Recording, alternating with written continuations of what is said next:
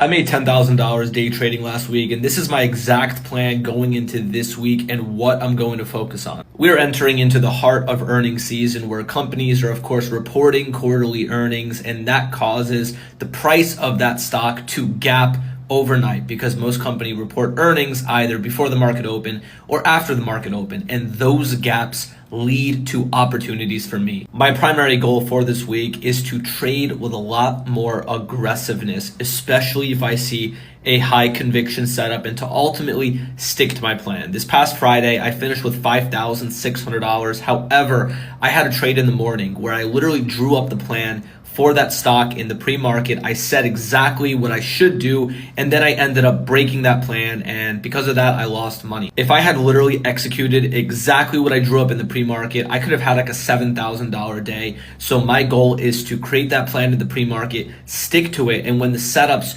do come to me, to trade with conviction and aggressiveness and really size up on those setups. This week should be interesting, so if you're going to be trading during this earnings season, let me know in the comments and let me know how you're feeling for this upcoming week.